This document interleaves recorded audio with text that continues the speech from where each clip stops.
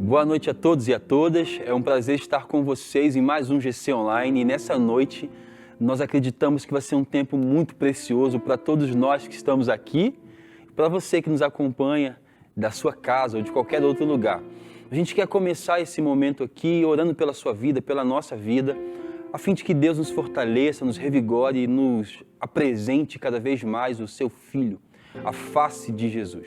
A gente entende que, por meio das palavras do profeta Oséias, o convite que Deus nos faz é uma busca constante em conhecer quem Cristo é. Quando é que a gente vai conhecer totalmente sobre Cristo? Nunca, nunca. Cristo é uma fonte inesgotável e Ele deseja nessa noite revelar-se a você, a mim, a nós, em nome de Jesus. Para isso eu queria poder orar por você, orar por nós, pedir para que Deus nos dê sabedoria nessa noite, nos dê sensibilidade à sua voz, quebrante os nossos corações, nos conduza à sua vontade, nos apresente os seus desejos e desígnios. Amém? Feche os seus olhos, por favor, de onde você estiver, e vamos orar ao Senhor. Senhor, nós te louvamos, nós te bendizemos, Pai. A gente tem inúmeros motivos para te agradecer e também para te pedir perdão. Nós queremos nessa noite, Pai, depositar a nossa confiança, a nossa fé, a nossa esperança aos teus pés, acreditando no poder que há, Pai, nesse abandonar-se na tua presença em quem o Senhor é. Pai, a nossa oração nessa noite é para que o Senhor nos guarde, nos livre de nós, para que o Senhor nos guarde, Pai, ou nos livre de um coração, Pai, inclinado para aquilo que não corresponde à Tua vontade. Nos ensina, Pai, quais que são os Teus desejos para nós, qual que é a Tua vontade, Senhor. Revela-nos a Tua vontade, Pai, a fim de que possamos Te obedecer conscientemente. Guarda o nosso coração, guarda a nossa mente, guarda a nossa vida. Nós estamos aqui e a nossa oração é essa. Nós pedimos para que o Senhor, enquanto estivermos aqui adorando ao Teu nome, o Senhor possa alcançar pessoas que estão presas, pessoas que estão soltas, pessoas que estão enfermas ou não. Mas nós pedimos ao Senhor para que o Senhor alcance, Pai. Que onde houver uma pessoa participando desse GC Online, que essa pessoa possa ser alcançada, abraçada pelo Teu perdão, pelo Teu amor, Pai. Ela possa ser levada, ou melhor, trazida para perto do Senhor, Pai. Nos dê da Tua graça hoje, derrama as Tuas misericórdias sobre nós, abre os olhos do nosso entendimento, Pai, do nosso coração, para que possamos ver, tira todas as escamas e as disposições contrárias à Tua vontade, Pai, a fim de que a gente possa atentar para aquilo que o Senhor está nos mandando fazer. Nos dê um coração disposto a obedecer, um coração disposto a obedecer. Em nome de Jesus Cristo, Teu Filho, nós oramos assim. Raíssa?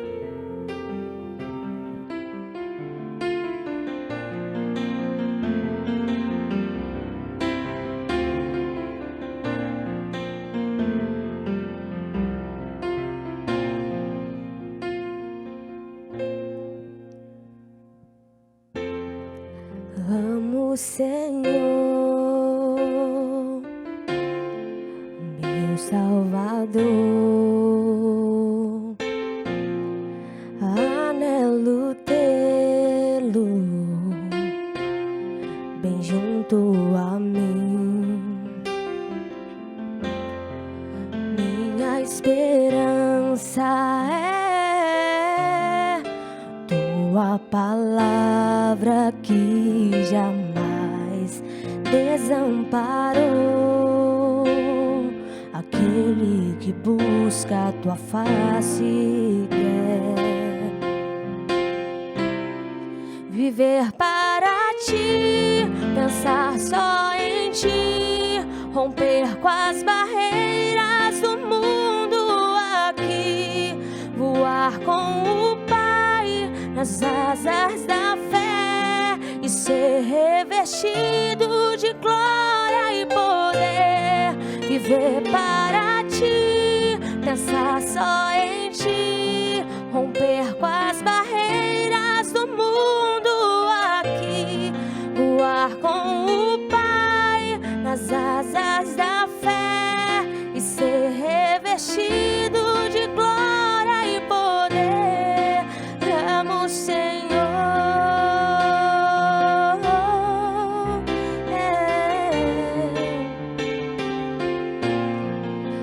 amo o Senhor.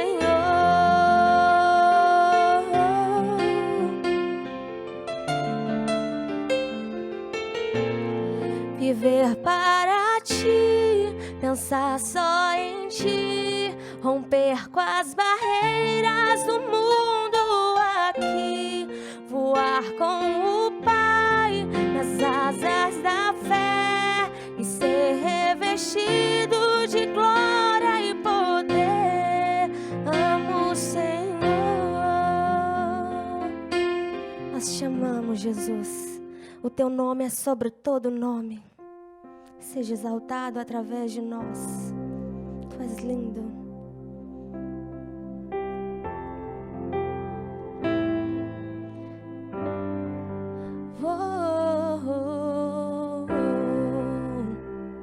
Nós te adoramos, Rei Jesus.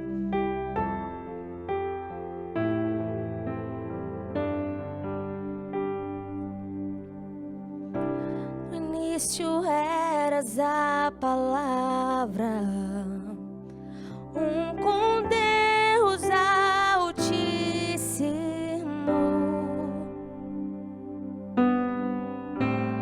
O mistério de sua glória, Cristo em ti se revelou.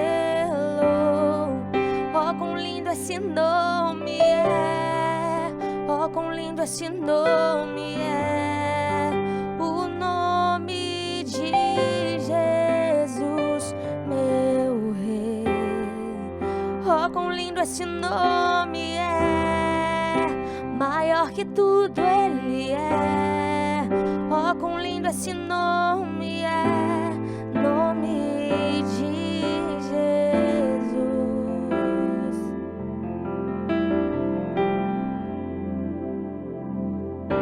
Deixou o céu para buscar-nos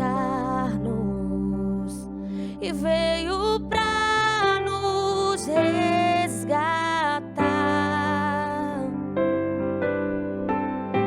Amor maior que o meu pecado, nada vai nos separar. Oh, quão maravilhoso é! Oh, quão maravilhoso é o nome de Jesus, meu Rei. Oh, quão maravilhoso é! Maior que tudo Ele é. Oh, quão maravilhoso é nome de Jesus. Oh,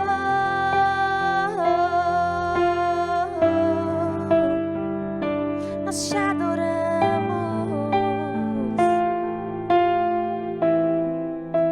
A morte venceste, o véu tu rompeste.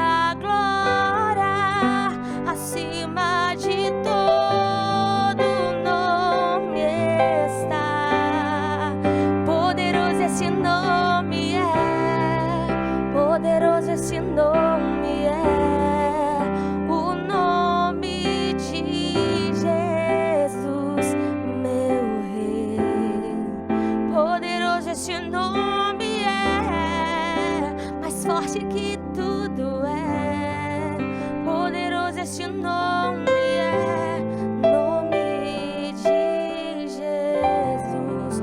Poderoso esse nome é nome de Jesus. Senhor, nós te exaltamos, Pai, nós te agradecemos. Obrigado, Deus, pela nossa vida, mais um dia de vida. Nós cantamos aqui sobre Teu nome, o Teu nome é vida para nós, vida em nós. E a nossa oração é para que a gente não se perca, para que a gente não perca a Tua vida em nós. Nos guarda, Pai, de nós, nos guarda, Pai, da problemática da existência. Nos fortalece, Pai, nos capacita a sermos aquilo que é Tua vontade para nós. Firma os nossos pés nessa rocha forte, nesse rochedo. Firma os nossos olhos elevados para Ti. Guarda nosso coração, guarda nossa mente. Nos guarda de pensarmos sobre nós mais do que devido.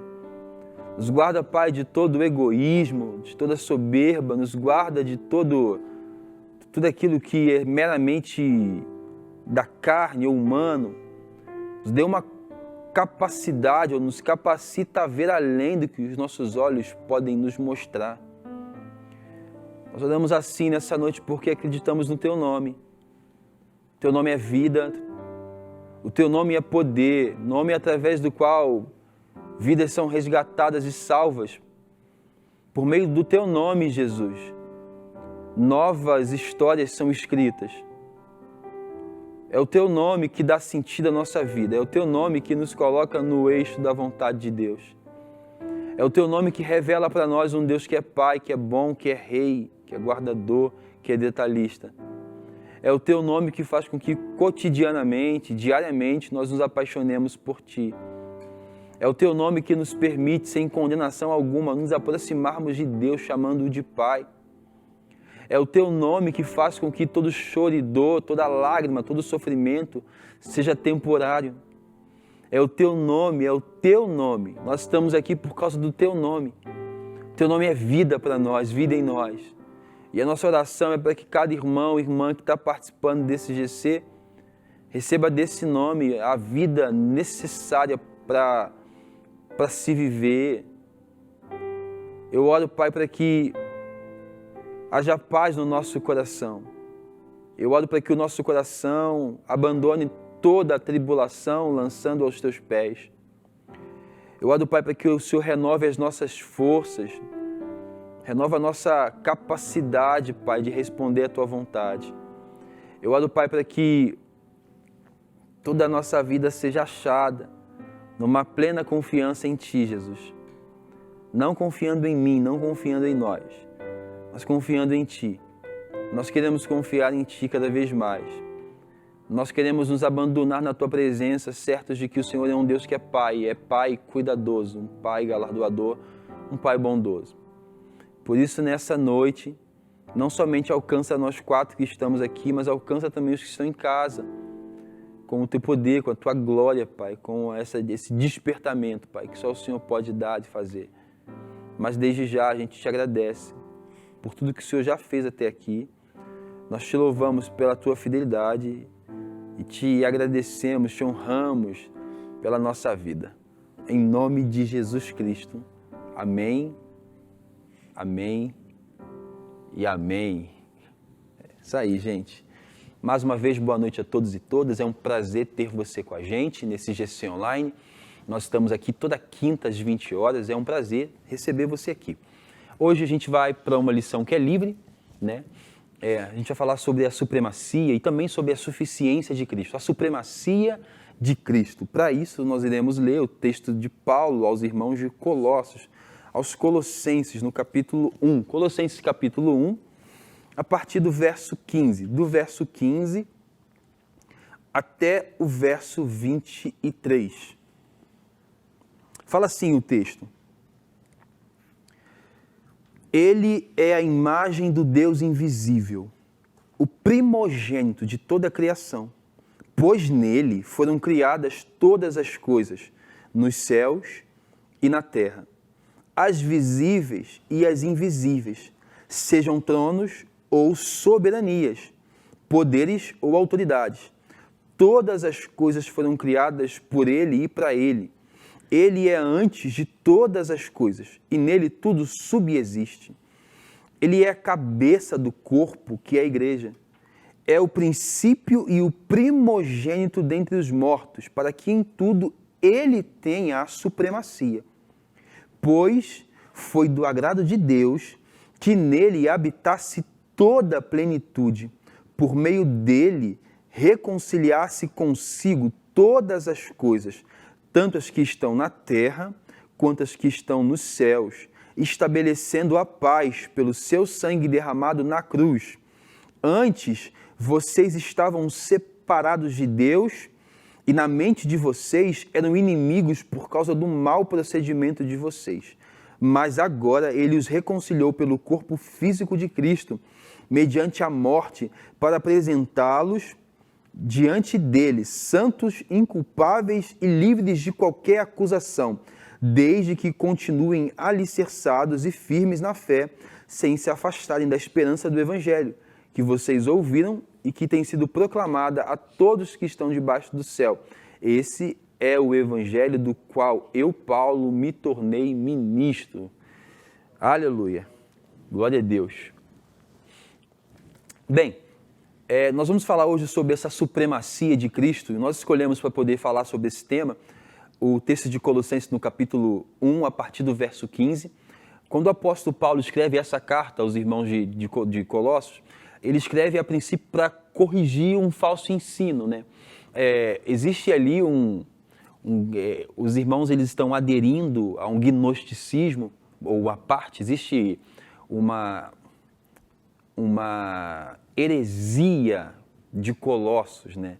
Então, eles tinham várias questões acerca da pessoa de Jesus, ou eles tinham uma leitura sobre a pessoa de Jesus a partir de uma ótica de uma outra religião ou uma leitura de mundo completamente oposta aos princípios básicos do Evangelho. Então, esses irmãos eram gnósticos, eles acreditavam que toda a matéria é ruim, né? E que a carne é ruim, e por isso não acreditavam não acreditavam na humanidade, no corpo físico de Jesus. Além desse falso ensino, esses irmãos também estavam adorando anjos, e eles tinham culto aos anjos, e vários outros ensinamentos errados, né? E como Cristo, ele é a ênfase da nossa pregação e da nossa vida, faz-se necessário que o apóstolo Paulo, então, escreva, trazendo discernimento para esses ouvintes de quem Cristo é.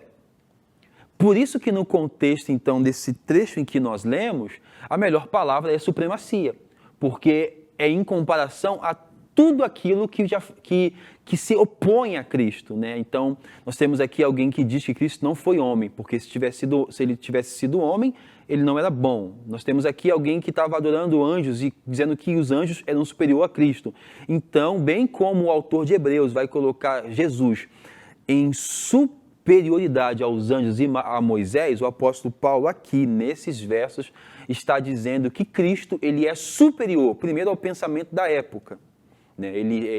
O Cristo, ele é atemporal, ele está acima do que nós pensamos. Nós já tivemos vários movimentos sociais, né, de modernidade, pós-modernidade, iluminismo, renascentismo, tudo isso já aconteceu, e a ideia de quem Cristo é, de certa forma, o que Cristo é, vamos pôr assim, não a ideia, o que Cristo é, de fato, permanece inalterado, né? Apesar das filosofias, das mudanças de raciocínio, das mudanças teológicas, o que ele é permanece ali, apesar de nós mudarmos em muitos aspectos, o que ele é, de fato, permanece desde a eternidade. Então o apóstolo Paulo, Anderson, ele escreve para esses homens e mulheres, para essa igreja, ou para essa comunidade local, a fim de dizer que Cristo ele é superior ao que eles estão pensando sobre Cristo.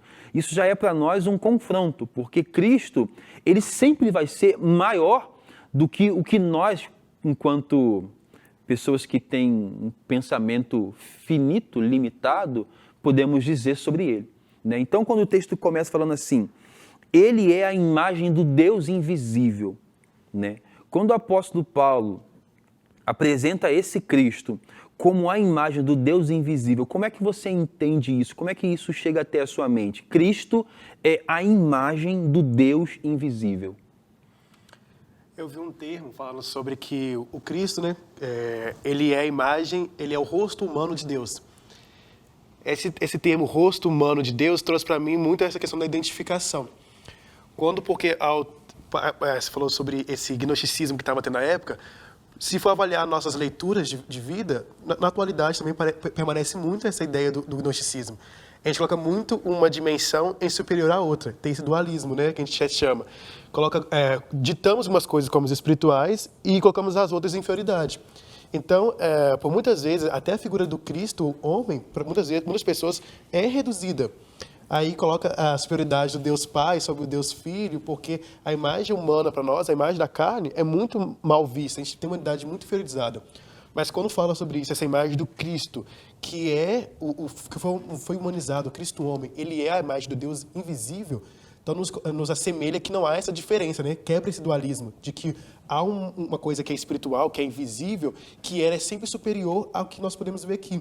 Mas ao ele se humanizar, traz muito essa ideia também, essa imagem, dele conectado com Deus, que não está desligado, que é um só Deus, que não há superioridade entre um ao outro, e que o Cristo humanizado, ele é o próprio Deus, e ele tem essa divindade por completo. E é importante que a gente lembre que o apóstolo Paulo, ele escreve num contexto, pós-ascensão de Cristo, em que ainda havia uma dificuldade de aceitar que esse Cristo, ele é o Messias, havia uma dificuldade de aceitar que esse Cristo era enviado por Deus, né?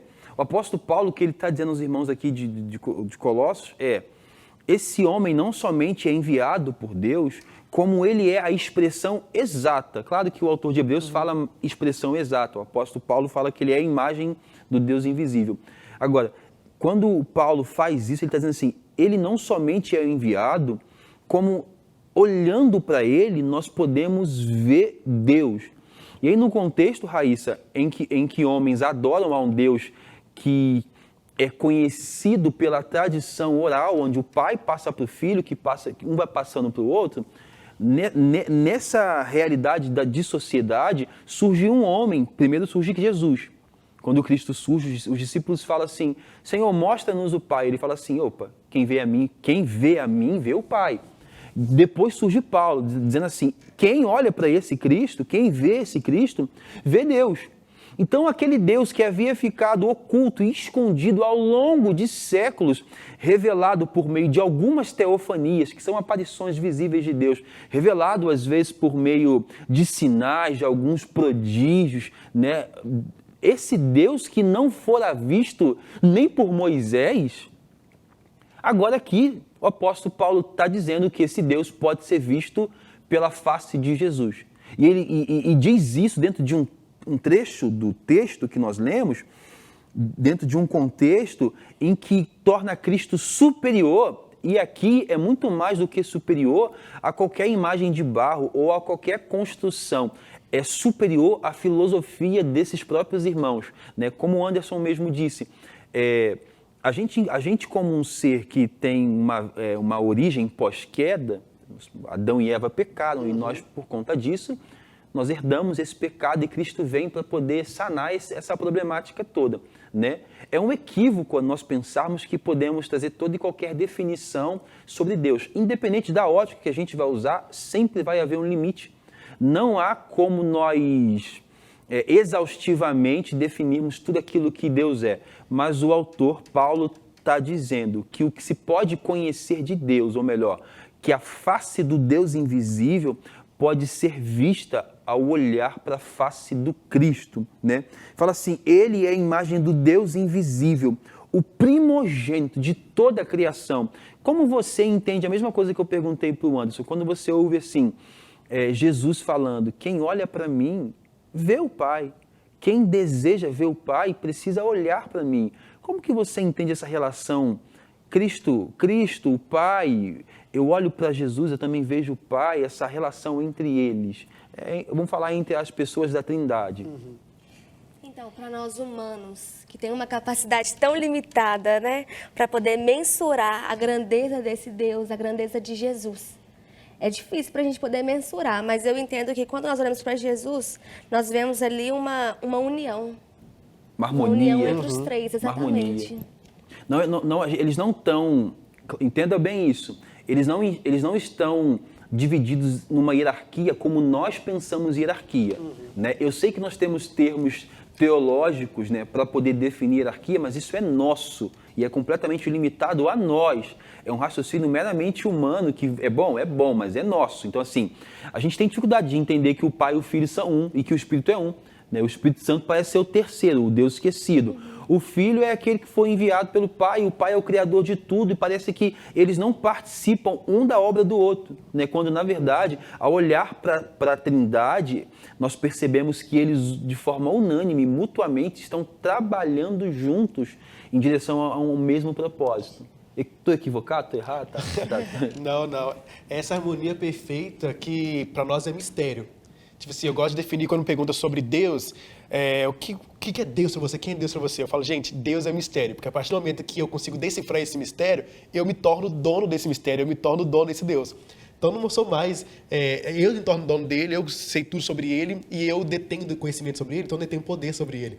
Então, sempre que nós tentamos ir conhecer sobre Deus, ele fala assim, olha, tem muito mais para te mostrar, ande mais um pouco. Você fala assim, nossa, é muito grande, né? Nenhuma leitura consegue capturar essa imensidão desse mistério. Sabe uma coisa que é interessante? Demais, o Anderson, é o impacto que a gente tem em perceber em Cristo a face de Deus. Porque lembra que no Velho Testamento, Deus está mandando matar pessoas, está destruindo povos, está enviando punição, ele está usando de uma violência para poder manifestar a sua vontade, a fim de que, no final de tudo colidisse com o seu propósito. Ok. Mas quando a gente encontra, a gente ouve dizer que o filho do carpinteiro, né, uma criança assim, sem um bom nascimento, né, pode sair algo bom de Nazaré? Quando a gente ouve dizer que esse menino, que até então nós conhecemos o seu pai, sua mãe, seus irmãos e irmãs, quando a gente ouve dizer que, olhando para essa pessoa simples e humilde, nós podemos ver a face do Deus que criou o universo, que isso? É doido, né? Porque a gente sempre pensa em Deus como ser extremamente... Não que não seja, né? Sim. Deus é um ser complexo demais. Paradoxal, né?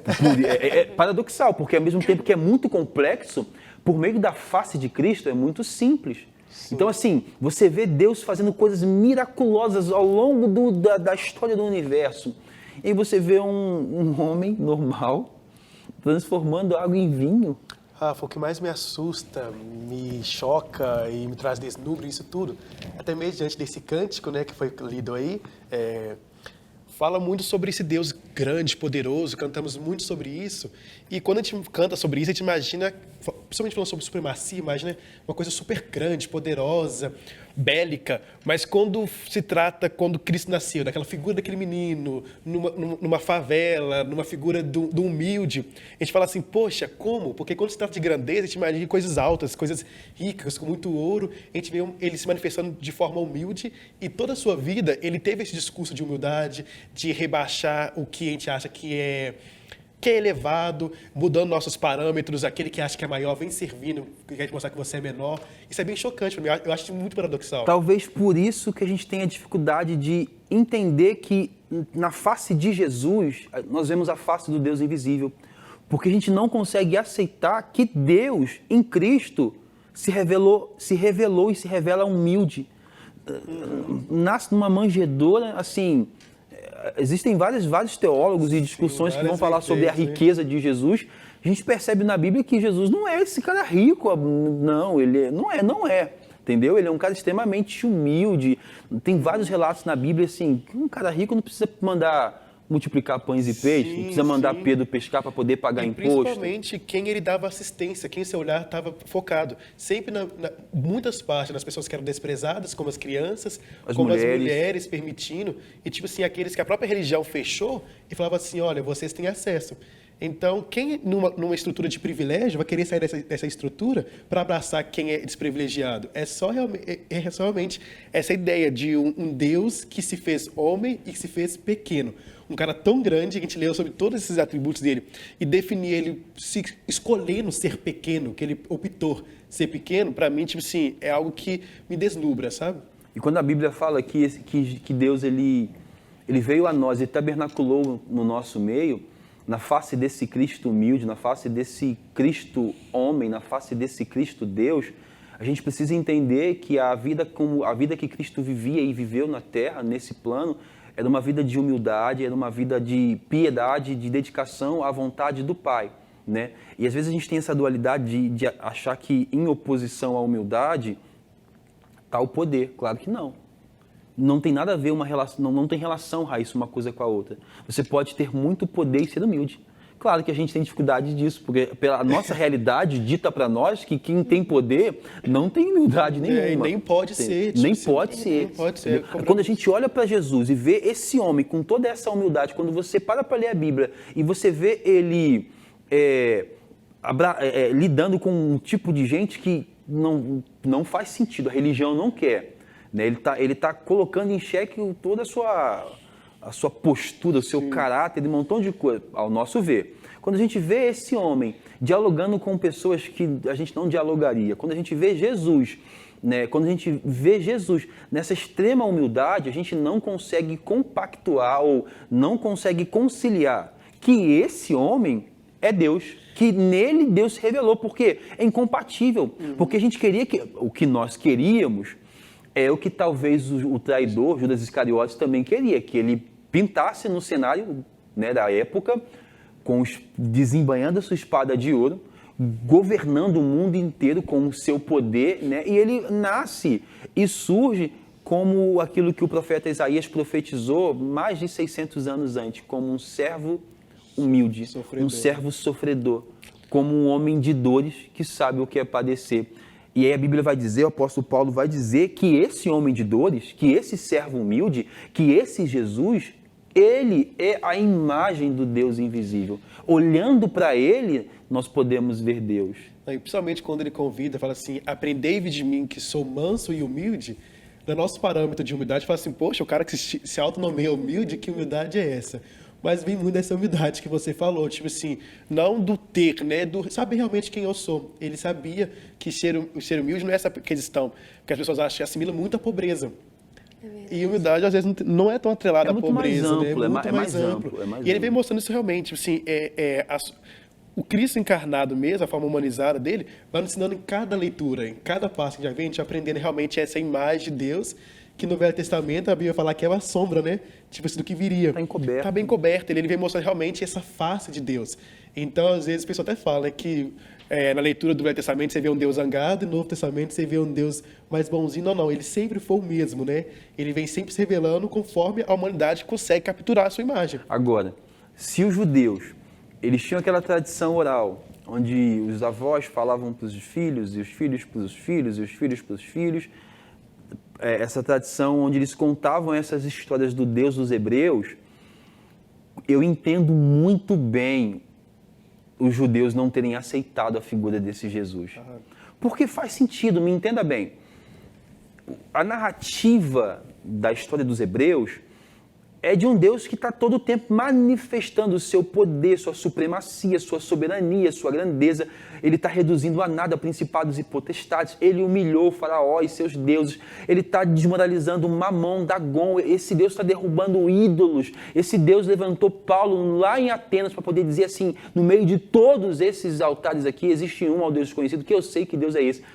Na medida em que esse Deus vai se revelando, esse Deus enorme, céus, quando surge um homem humilde que se assenta para comer, e se ele se assenta na mesa da época, assim, com as pernas cruzadas, indiana, no chão, olhando nos olhos, partindo o pão com a mão, né, dando de beber, bebendo no mesmo cálice, é difícil de aceitar que Deus tenha se revelado na figura de uma pessoa tão humilde, tão normal, tão simples, né? A gente esperava que fosse algo mais pomposo.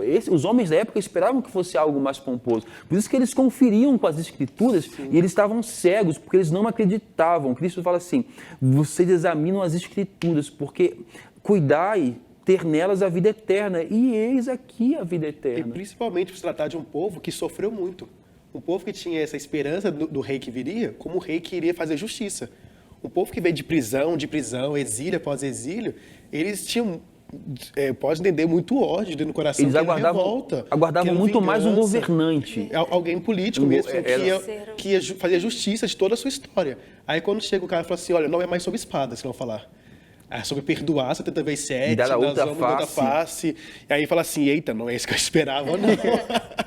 Troca o cara, por favor. E aí, fugindo um pouco, depois a gente volta. Sim. E aí a gente consegue entender, ou talvez raciocinar um pouco, conjecturar um pouco, sobre o que deve ter passado pela mente de Judas Iscariote, dentro das possibilidades, né? Não só dele, mas até mesmo de Pedro, porque quando Cristo começa a falar que ele teria que morrer, faz-se necessário que eu morra. Pedro fala, não. Por quê? Porque parece que é incompatível que esse homem que realiza esses mesmos sinais que Deus realizara, ele não consiga, com um estalar de dedos, salvar a si e salvar o mundo todo. Ele conseguiria, só que ele decidiu, né, só que no plano do Pai, ele salvaria a humanidade sem sucesso. Porque até mesmo a realidade de sucesso que a Bíblia propõe para nós não é compatível com o que nós pensamos sobre sucesso. Você percebe que é um paradoxo, né? Ai, a gente acha que sucesso é subir uma escada, a gente percebe Jesus, o sucesso de Cristo subindo numa cruz. A gente acha que ter sucesso é viver muito rico até tal momento, e a Bíblia diz que sucesso é você investir a sua vida no reino de Deus e que a morte é o fim, né? A gente pensa muito isso, né? A gente pensa que a morte é o fim, então tem que fazer tudo aqui. Você percebe que são vários paradoxos e muita coisa que o Evangelho se revela contracultural. Aí o texto continua falando assim, ele não somente é a imagem de Deus invisível, ou seja, a gente não somente pode ver Deus quando olhamos para Cristo, como ele é o primeiro de tudo que foi criado. Pois nele, ou por meio dele, tudo que existe passou a existir. A gente vai lembrar aqui de João capítulo 1, quando fala sobre o verbo, né? No princípio era o verbo, e o verbo estava com Deus, e o verbo era Deus. Tudo que foi feito por ele, e sem ele, nada do que existe viria a existir. Então, esse Cristo, Anderson, não somente é a imagem do Deus invisível, como ele é também a expressão da criação. Ele é também o autor da criação. Tipo assim, essa nossa lógica de contar ordem cronológica, né? 1, 2, 3 na ordem assim, é muito da atualidade. Quando eu falar sobre esse primeiro, esse existir, a gente pensa muito, poxa, então se ele foi o primeiro, assim, então ele foi uma criação. Aí quebra já aquela ideia do que sempre foi Deus, mas quer dizer que não é essa ordem de 1, 2, 3 de criação, mas que partiu de uma essência. E a essência era Cristo. Foi a partir dele que tudo existiu, uma forma cíclica. A gente vai ver isso, né? Que quando o João vai falar sobre esse João 1, ele fala assim, e o verbo, tudo se criou por meio desse verbo, o verbo estava presente em tudo isso, é ele a essência, é a partir dele que se criou. E o mais legal ainda, que não vou chegar na frente, que eu sou muito ansioso, é que fala sobre, ele foi o primeiro também dos mortos, né? Tipo assim, ele foi o primeiro dos mortos, para que nós pudéssemos, na morte, ressuscitar com ele também. É algo assim que é fantástico. Quando ele fala assim, todas as coisas nos céus e na terra foram criadas por ele, sejam as visíveis ou as invisíveis, até mesmo os tronos ou as soberanias, poderes ou autoridades. Todas as coisas não somente foram criadas por ele, como para ele. Raíssa, Paulo, falando para os irmãos de Colossos, diz que tudo que existe, existe por meio dele. E não somente por meio dele, como existe para ele. Quer dizer que tudo que está nesse limite de terra e céu deve prestar glória ou prestar conta ou exaltar naturalmente a Jesus. E aí? Como é que você entende esse direito de Jesus de dizer assim, tudo que existe, existe por mim e é meu, é para mim? Então, quando nós vemos toda essa glória, toda essa grandeza, logo nós, seres humanos tão falhos, nós queremos assim, não temos acesso a tudo isso. É muito grande, é algo que não dá para calcular, é algo muito perfeito. Mas, igual você falou, Jesus, ele era alguém que ele conseguia muito, como que eu posso dizer? Conciliar, administrar, né? Isso, administrar tanto poder com tanta humildade. E ali ele demonstra para nós, ele começa a se revelar em coisas simples. E isso faz com que nós sejamos mais, com que nós vamos mais próximo deles e dele começamos a viver uma vida para glorificar o nome dele. Fica mais fácil. É essa compreensão, né, de que o apóstolo Paulo também fala isso aos romanos, né? Aos romanos, né? Que essa compreensão de que dele, por ele e para ele são todas as coisas, é o que nos coloca diante dele de joelho, né? E aí a gente entende então que a questão da supremacia, que a questão desse Cristo, não somente da supremacia, como também da supremacia, da suficiência, né? Nos coloca de joelho diante de Cristo, primeiro diante de alguém que tem todo o poder. E segundo, diante de alguém que nos completa perfeitamente, sabe? Que tem poder para nos alcançar perfeitamente, porque tudo que existe, existe para o seu propósito, existe para a sua glória, existe para o seu louvor, entendeu? E o texto continua falando assim com a gente. Ele é antes de tudo, antes de todas as coisas, e nele, ou a partir dele, tudo subsiste. Diz assim, que antes que houvesse qualquer coisa, Anderson, ele já existia. E tudo que existe tem a sua origem nele. Nada do que existe teria poder para existir se não fosse Cristo. Essa é a essência, né? A gente percebe então ele como esse ser originador, né? Esse ser que dá sentido, que dá forma, né? Esse ser que está presente na criação, esse ser que está presente em todos os aspectos da vida do homem, do ser humano, em todos os momentos, né? O texto continua falando assim, ele é a cabeça do corpo e o corpo é a igreja. Rapidinho. Ele é a cabeça do corpo e o corpo é a igreja. É profundo. Porque se fala que ele é a cabeça do corpo, é ele que coordena. É ele quem dá as ordens, ele é o Senhor, é ele quem manda no seu corpo, né? Daqui vem as ordens. Cristo é a cabeça do corpo. E diz que o corpo é a igreja, né? Isso aqui é a igreja, né? Eu não acredito que eu seja a igreja sozinho. Eu acho que a igreja é mais de um, sempre. A igreja é o cumprimento daquilo que Cristo falou. Onde estiverem dois ou mais, não reunidos no culto, reunidos em torno do nome dele, né? Então, isso aqui é a igreja. Os outros irmãos que estão se reunindo em qualquer outra parte do mundo, você que está participando com a gente em qualquer lugar do mundo, você conosco também é a igreja. Agora, o que o texto fala para nós, que nos nossos ajuntamentos, ou que na nossa junção, existe alguém que governa sobre nós. E porque ele governa sobre nós, ele também governa sobre as nossas instituições, denominações, ele governa sobre as nossas sociedades. E aí? E o que mais me espanta, Rafa, principalmente o termo supremacia, para mim, pelo fato histórico, é um termo que me assusta muito. Mas diante de Jesus, esse termo supremacia não vem mais como espanto, como algo que vai oprimir, como um termo opressor. Mas a gente se rende próximo dele, não mais com medo e tremor, mas com admiração e temor, que é esse amor por ele. Então, assim, é uma supremacia que até é diferente desse mundo. Enquanto a supremacia desse mundo oprime, limita, ele amplia, ele é afetivo, ele traz contemplação e admiração. Diante dessa grandeza toda, eu não posso simplesmente...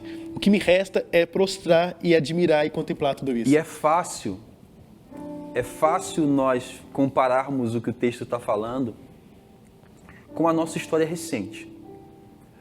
Os homens daquela época aguardavam um governante que os libertasse com poder e autoridade, de forma suprema, né? Soberana. Surge o filho de um carpinteiro, que nasceu numa manjedoura. Ok.